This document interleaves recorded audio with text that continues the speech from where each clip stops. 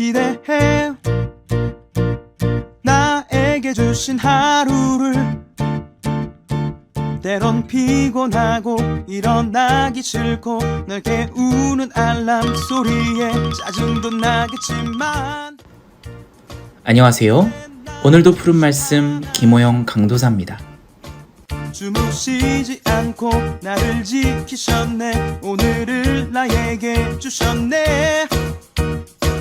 새 말씀 안에 주가 주신 사랑과 은혜와 능력. 오늘 우리가 나눌 말씀은 사사기 2장 11절에서 15절까지 말씀입니다. 이스라엘 자손이 여호와의 목전에 악을 행하며 바알들을 섬기며 애굽 땅에서 그들을 인도하여 내신 그들의 조상들의 하나님 여호와를 버리고 다른 신들 곧 그들의 주위에 있는 백성의 신들을 따라 그들에게 절하여 여호와를 진노하시게 하였으되 곧 그들이 여호와를 버리고 바알과 아스다롯을 섬겼으므로 여호와께서 이스라엘에게 진노하사 노략하는 자의 손에 넘겨주사 그들이 노략을 당하게 하시며 또 주위에 있는 모든 대적의 손에 팔아 넘기심에 그들이 다시는 대적을 당하지 못하였으며 그들이 어디로 가든지 여호와의 손이 그들에게 재앙을 내리시니 곧 여호와께서 말씀하신 것과 같고 여호와께서 그들에게 맹세하신 것과 같아서 그들의 괴로움이 심하였더라. 아멘. 좋은 아침입니다. 오늘 우리가 나눌 하나님의 말씀은 사사기 2장 11절 이후의 말씀들입니다. 오늘 이 말씀을 읽으시면 여러분들 다 아시겠지만 이스라엘 백성들이 광야를 떠돌다 결국 하나님께서 약속하신 그 땅에 들어갔습니다. 정말 오랜 세월이 걸렸죠. 그럼에도 불구하고 그 약속의 땅에 들어갔습니다. 그토록 원하고 그토록 간절했던 그 약속의 땅에 들어갔으면 앞으로 이제 해피엔딩만 펼쳐져야에도 불구하고 이스라엘은 어떤 모습을 보이고 있습니까?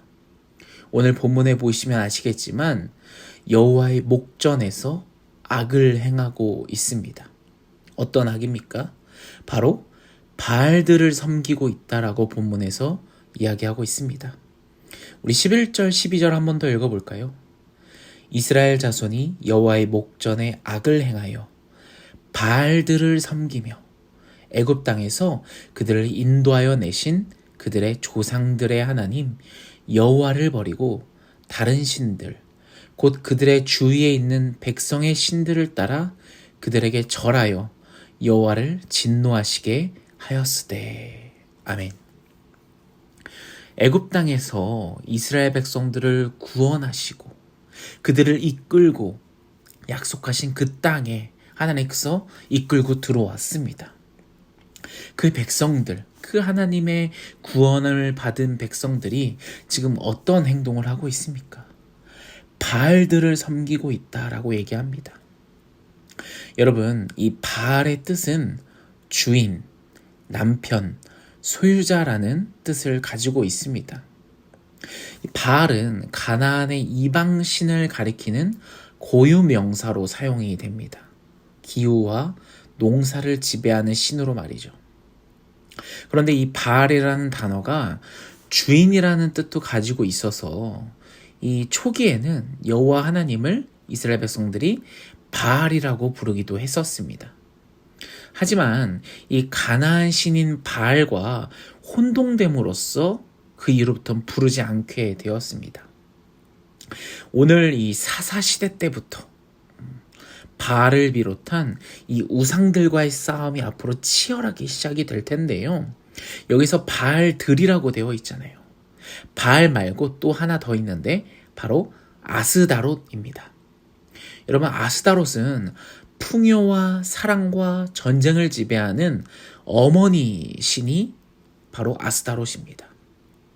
이스라엘 백성은 이 가나안에 정착할 때부터 바알과 아스다롯을 섬기기 시작하면서 사무엘 시대 때에는 더욱더 그 우상 숭배가 번성해서 왕국 시대 때까지 이어지게 됩니다.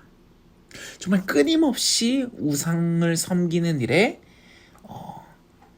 이스라엘 백성들이 열중이었던 거죠. 바알이나 이 아스타롯이나 풍요와 다산을 기원하는 이러한 그 성적 유흥들이 포함되면서 이스라엘 백성들은 그곳에서 빠져나오지 못하고 가늠하듯이 우상을 따르게 되는 거죠. 사랑하는 여러분, 하나님께서 가장 미워하시는 죄가 무엇입니까? 바로 우상 숭배이지 않습니까? 왜냐하면 하나님께서는 질투하시는 하나님이시기 때문입니다. 북이스라엘과 남유다가 멸망한 이유가 무엇입니까?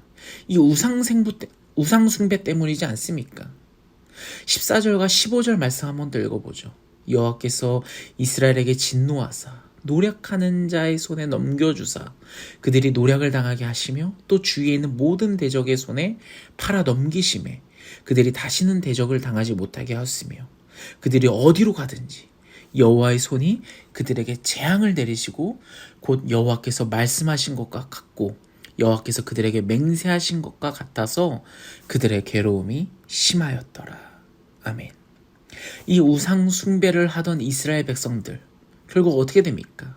하나님께서는 그들을 지켜보다가 결국 진노하십니다. 이스라엘 백성들이 어디를 가든지 재앙이 임했고 이스라엘 백성들은 대적의 손에 넘어가게 되었습니다.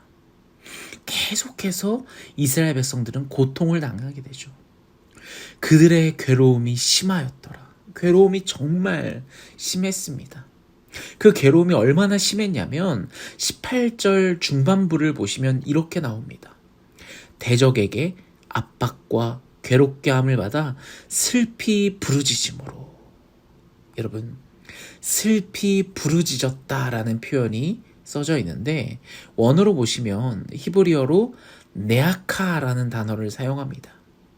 여러분, 네아카라는 이 단어는 팔이 부러져서 고통스러워서 우는 것처럼 슬피 운다라는 것을 뜻합니다. 여러분, 팔이 부러져 보신 적 있습니까? 정말 고통스럽죠. 그 고통스러움에, 그 괴로움에 슬피 이스라엘 백성들이 울고 있었다라는 겁니다. 이 사사기를 읽어나가시면 계속해서 이스라엘 백성들은 네아카합니다. 슬피 부르짖어 웁니다. 얼마나 그들의 고통의 부르짖음이 심했는지 하나님께서는 그들의 고통을 들으시고 바라보시고 안타까워 하십니다. 그래서 결국 하나님께서는 어떻게 하시냐? 18절 후반절입니다. 여호와께서 뜻을 돌이키셨음이거늘. 아멘. 여호와께서 뜻을 돌이키셨습니다. 하나님께서 뜻을 돌이키신 거죠. 하나님께서는 자비롭고 은혜롭고 노하기를 더디하고 인자와 진실이 많은 분이시기 때문입니다.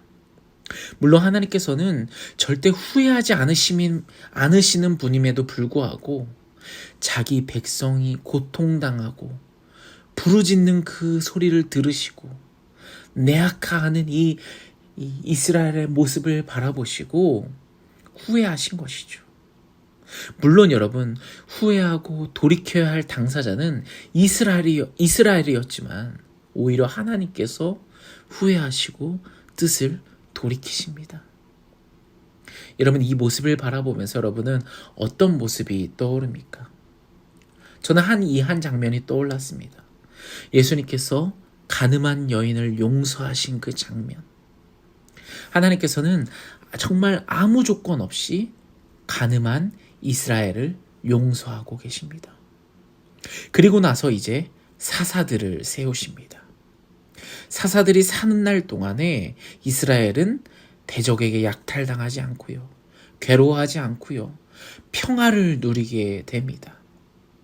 물론 이 백성들은 이 사사들이 죽으면 다시 또 우상을 숭배하며 하나님께 순종하지 않으며 죄를 돌이키지 않으며 자기 갈 길로만 가는 모습을 보여줍니다. 그러면 또 하나님께서 진노하시고, 또 이들은 계속해서 몇 번이고 내아카, 슬피 부르짖음을 반복하게 됩니다. 사랑하는 여러분, 하나님께서는 이스라엘을 구원하셨으나 자기를 구원하신 분을 계속해서 이스라엘은 버리고 헛된 우상을 섬기고 있는 모습을 앞으로 사사기를 읽어 나오면서 계속해서 반복해서 보게 될 것입니다.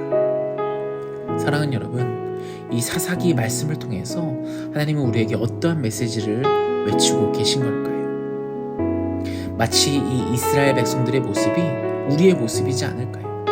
하나님께서는 계속 우리에게 우리의 부르짖는 모습을 바라보시고, 또 우리를 불쌍히 여기시고 우리를 구원하시고 우리를 계속해서 돌보고 계신데, 우리는 그 돌보시는, 우리를 구원하신 하나님을 몰라보고 다른 우상을 섬기고 있지 않은지, 다른 모습을 바라보고 있지 않은지, 하나님께 등지고 있지 않은지 우리의 모습을 철저히 돌아봐야 할 줄 믿습니다. 진노할 때마다 잠깐 하나님 앞에 엎드려서 울고 회개하고 잘못했습니다 하고 넘어가고 땡 하는 그런 것들이 아니라, 진노 당할 때만 부르짖고 우는 것이 아니라 우리가 이 인생을 살아가면서 정말 진실된 마음으로 하나님 앞에 엎드려 오직 하나님만 바라보며 우상들을 무너뜨리며, 우상들을, 내 마음속에 있는 우상들을 버리면서까지 하나님을 구하고 찾고 두드리며 나아가고 있는지 우리의 신앙을 점검할 때입니다. 오늘 하루를 살아가시면서 나의 모습을 돌아보시면서 내가 이 이스라엘 백성들처럼 다른 우상을 섬기고 있지 않는지, 내아카, 슬피 부르짖어 우는 것이 연기가 아닌지, 잠깐뿐인지 우리의 마음을 돌아보며 하나님께 기도하며 온전히 맡기며 나아갔으면 좋겠습니다. 우리 같이 기도하겠습니다.